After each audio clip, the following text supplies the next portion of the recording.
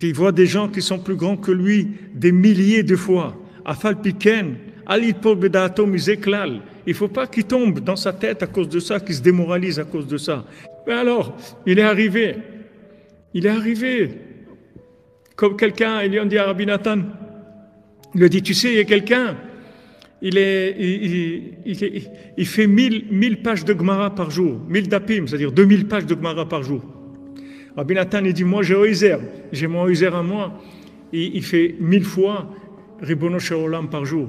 Il dit 1000 fois Ribono Shel Olam dans Saïd Bodedout. Il dit 1000 fois, maître du monde, Seigneur del Mundo, maître du monde, 1000 fois par jour.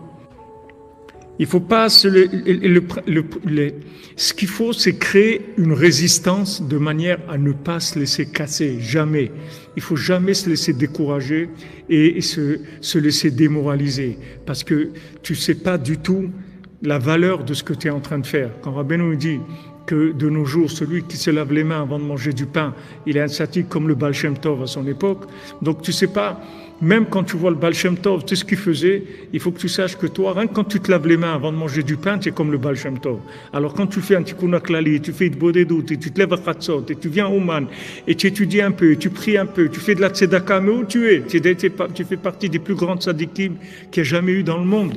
Rabbeinu l'a dit, je veux faire de vous des tzadikim comme il n'y a jamais eu dans le monde. Maintenant, vous croyez que ces tzadikim-là, ça va être quoi? Ça va être des gens qui vont être plus grands que le Baal Shem Tov dans le côté extérieur du Baal Shem Tov, qui vont faire des miracles, qui vont se déplacer par des schémotes de Kabbalah, qui vont monter dans le ciel, qui vont aller voir le Mashiach, qui vont revenir. C'est pas ça. Des tzadikim comme il n'y a jamais eu de le monde. C'est des gens que dans cette obscurité là où on est aujourd'hui, dans ce degré d'inversion qu'il n'y a jamais eu comme ça dans le monde, on a le mérite de faire des choses extraordinaires dans cette obscurité. Donc ça a une valeur comme ça n'a jamais eu au monde. Ça n'a jamais eu au monde.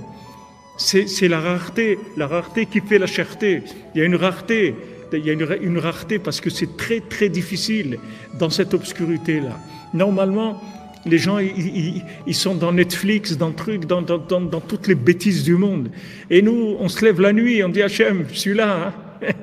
Je suis comme je suis, mais je suis là, je suis avec toi. Voilà, on fait Sipurim Asiot, on fait Torah de Rabbeinu, on vient à Ouman, on fait Tikkun Klali, on étudie, on fait ce qu'on peut. Regarde, dans cette obscurité-là, mais ça a une valeur extraordinaire. C'est une valeur extraordinaire. C'est des plus grands niveaux qu'il y ait jamais eu dans le monde.